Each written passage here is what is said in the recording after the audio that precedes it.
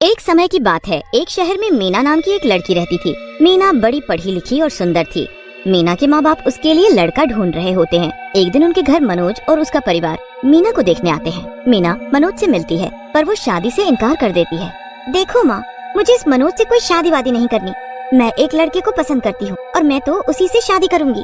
मीना की माँ इस बारे में मीना के बाबूजी से बात करती है पर वो तो गुस्से में लाल हो जाते हैं। वो शादी को साफ इनकार कर देते हैं और मनोज के परिवार को हाँ कर देते हैं। मीना को जैसे ही ये बात पता चलती है वो चुपके से घर से चली जाती है और राहुल से शादी कर लेती है। शादी के बाद राहुल मीना को वहाँ से बहुत दूर एक बड़े से घर में ले जाता है। यहाँ कितना सुंदर है, यहाँ कितना बड़ा बगीचा भी है, सब कितना अच्छा है। बस एक ही दुख है कि माँ बाबूजी भी हमारी खुशी में काश शामिल होते। मीना राहुल के साथ अंदर जाने ही लगती है कि तभी उसको पीछे से कुछ महसूस होता है। मीना जल्दी से पीछे मुड़कर देखती है पर वहाँ कोई भी नहीं होता। वो राहुल, मुझे अभी ऐसा लगा जैसे कोई मेरे पीछे खड़ा है। अभी मेरे बाल किसी ने छुए। तुम पागल वागल हो गई हो। यहाँ बस हम दोनों हैं और कोई भी नहीं। देख रही हो ना कितनी दूर पर घर है। हाँ, तुम सही बोल रहे हो, शायद हवा चली होगी। दोनों अंदर चले जाते हैं। उसके बाद राहुल तो सो जाता है पर मीना को कुछ अजीब सा महसूस होता रहता है। जब भी उसकी आंख लगती है तभी उसका हाथ एकदम हिलता है और उसकी आंख खुल जाती है। पूरी रात मीना के साथ ऐसे ही होता रहता है। ऐसा ही करते करते सुबह हो जाती है। मीना उठ जाती है और बाथरूम जाती है। मीना अपना मुंह धोकर अपनी शक्ल शीशे में देख रही होती है कि तभी उसको शीशे में अपने पीछे खड़ी एक औरत दिखती है जिसके चेहरे पर काले लंबे बाल लटक रहे होते हैं। राहुल, राहुल, राहुल! मीना की चीख सुनकर राहुल जल्दी से अंदर आता है तो उसे मीना जमीन पर बेहोश पड़ी दिखती है। राहुल उसे जल्दी से बिस्तर पर लिटा देता है। थोड़ी देर बाद जाकर मीना को होश आता है पर वो होश में आते ही बुरी तरह चिल्लाने लगती है। राहुल, वो चुड़ैल, वो चुड़ैल! मीना राहुल को समझाने की बहुत कोशिश करती है पर राहुल उसकी एक नहीं सुनता। मीना कुछ देर आराम करती है और राहुल ऑफिस के लिए निकल जाता है। राहुल के जाने के बाद मीना खिड़की के पास आकर खड़ी हो जाती है और बाहर देखने लगती है। मीना बाहर देख ही रही होती है कि उसे पेड़ के पास फिर से वो चुड़ैल दिखती है। मीना फिर से डर जाती है और खिड़की बंद कर देती है। 2-4 दिन तक ऐसा ही होता रहता है और वो चुड़ैल बार बार मीना को दिखती है। एक दिन राहुल ऑफिस से आता है। बहुत भूख लगी है, जल्दी खाना लाओ। मैंने कुछ बनाया ही नहीं।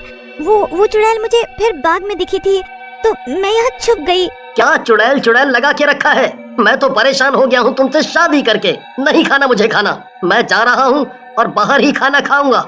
राहुल वहाँ से चला जाता है और मीना रोते हुए उसे रोकने लगती है। राहुल मीना की एक नहीं सुनता और घर के बाहर निकल जाता है। मीना बेचारी रोते रोते बाग तक आ जाती है और राहुल गाड़ी में बैठकर निकल जाता है। मीना वहीं बैठकर रोने लगती है। जहाँ मीना रो रही होती है वहीं मिट्टी में उसे बाल दिखते हैं। हाँ, ये इतने लंबे बाल जमीन में! मीना उन बालों को खींचती है तो वो अटक जाते हैं। मीना बहुत जान लगाती है तब जाकर मीना के हाथ में वो बाल आते हैं।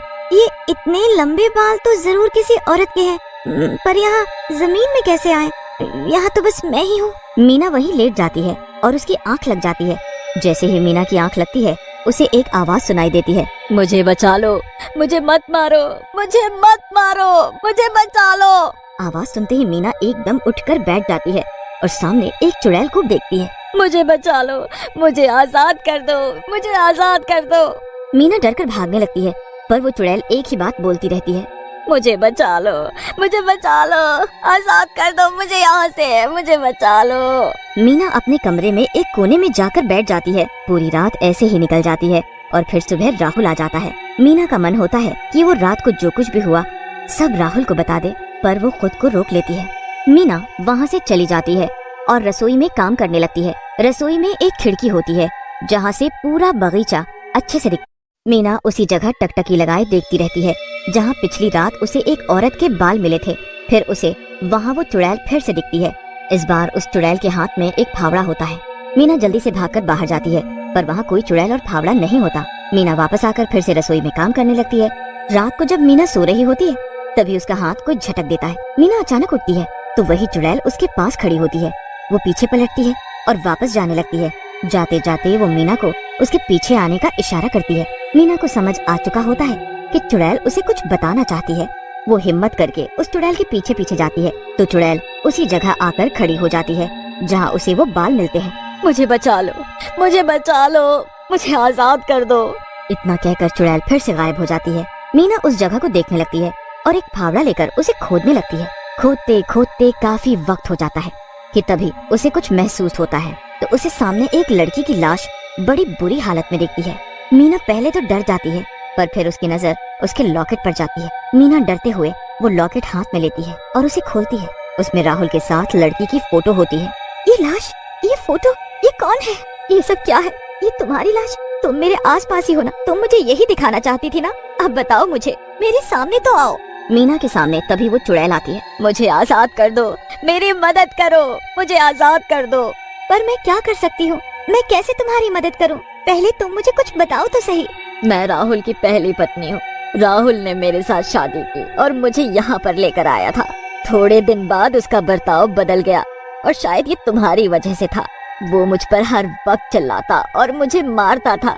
एक दिन जब मैंने पुलिस को बताने को सोचा और मैं पुलिस को फोन करने लगी, तभी राहुल यहाँ आया और मुझे देख लिया। उसने मुझे तब तक मारा जब तक मेरी जान नहीं चली गई। मेरे मरने के बाद उसने मुझे यहाँ इस जगह कब्र खोदकर मुझे उसमें दफन कर दिया।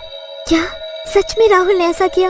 मुझे तो यकीन ही नहीं हो रहा, पर मैं तुम्हें इंसाफ जरूर दिलाऊंगी, तुम्हारी मदद करूंगी। बस अब से तुम राहुल को इतना परेशान करना कि वो दुखी हो जाए। बस फिर उस दिन से चुड़ैल और मीना एक हो गए। अगले दिन से चुड़ैल राहुल को दुखी करने लगी।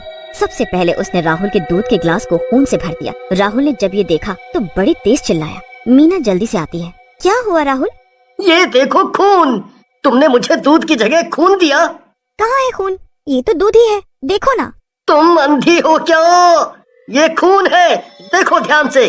मेरी आंखें एकदम सही है, ये सफेद रंग का दूध ही है। राहुल परेशान होकर उठ जाता है और चला जाता है। अब शाम को जब राहुल खाना खा रहा होता है तो उसके खाने में कीड़े मकोड़े घूम रहे होते हैं। मीना, जल्दी आओ। अब क्या हुआ? ये देखो क्या है ये? खाने में कीड़े चल रहे हैं। आप पागल हो गए हो क्या? अच्छी खासी सब्जी में कीड़े बता रहे हो? लो, मैं अभी खाकर बताती हूँ। मीना सब्जी खाकर दिखा देती है और राहुल एकदम सुन्न रह जाता है। चुड़ैल भी वहीं खड़ी सब देख रही होती है। राहुल के साथ हर वक्त ऐसी चीजें होती रहती हैं। धीरे धीरे राहुल की दिमागी हालत बिगड़ने लगती है।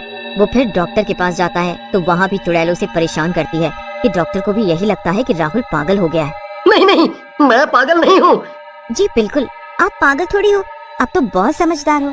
बस ये तो आपकी वो सजा है जो आपकी पहली पत्नी निकिता चाहती है ना निकिता?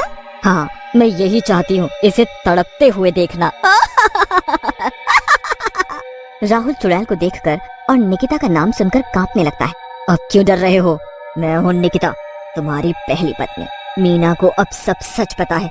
अब तुम बिना पागल हुए भी जिंदगी भर पागलों के साथ रहोगे और अपने किए की सजा भुगतोगे। एक दिन राहुल सच में पागल हो जाता है। वो हर जगह, हर दीवार पर एक पत्थर से यही लिखता है कि मैंने अपनी पत्नी को मार डाला। चुड़ैल को अब शांति मिलती है और मीना वहीं अकेली जिंदगी जीने लगती है। कुछ सालों बाद मीना को एक दिन मनोज दिखता है। मनोज ने अभी तक शादी नहीं की होती। मीना की मनोज से दोस्ती हो जाती है। मीना मनोज को सब सच बता देती है, पर मनोज को कुछ फर्क नहीं पड़ता। वो तब भी मीना से शादी के लिए बोलता है। मीना हाँ कर देती है और दोनों की शादी हो जाती है।